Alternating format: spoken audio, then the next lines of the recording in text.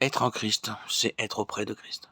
Mais Christ est dans les lieux célestes. Ce n'est donc que dans les lieux célestes que le chrétien est vraiment chez lui. Il est pèlerin sur la terre. Sa patrie, c'est le ciel.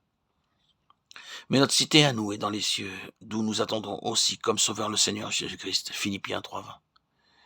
Car nous n'avons point ici-bas de cité permanente, mais nous cherchons celle qui est à venir. Hébreux 13:14. Votre demeure actuelle n'est qu'une halte provisoire dans ce grand voyage qu'est la vie.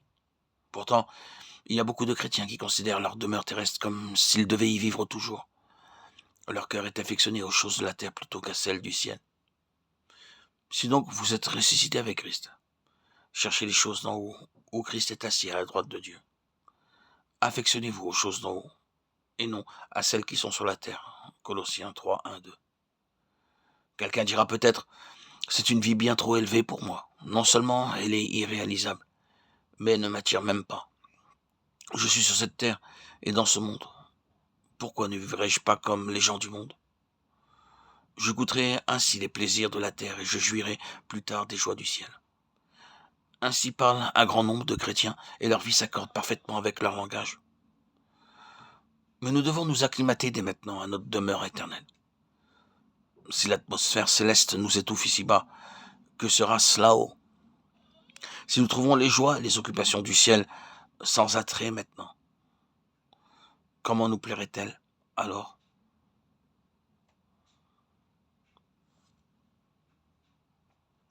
Il y a de la musique dans le ciel, mais ce ne sont pas des airs de jazz band.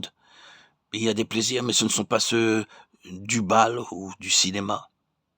Il y a des aspirations, mais on ne cherche pas à amasser de l'argent, ni à se faire une réputation. Si l'on ne peut supporter l'air des hautes cimes. Spirituel maintenant, comment le pourra-t-on plus tard? Dieu veut que dès ici-bas, nous commencions à vivre dans le ciel. Être en Christ, c'est être ce qu'est Christ. Christ est la tête, le chrétien est un des membres du corps. Tête et corps ont une seule et même vie. Le sang est la vie du corps. Le sang qui est en ce moment dans ma tête sera bientôt dans mon bras. C'est le même sang.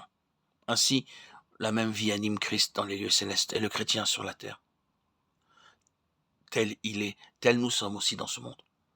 Sans cela que l'amour est parfait en nous, afin que nous ayons de l'assurance au jour du jugement. 1 Jean 4:17. Nous sommes tellement enveloppés par la personne du Seigneur Jésus que Dieu ne peut voir Jésus sans nous voir. En ce moment, tandis que Dieu regarde son Fils, il nous voit les uns et les autres. Et c'est la nature de son Fils qu'il voit en nous.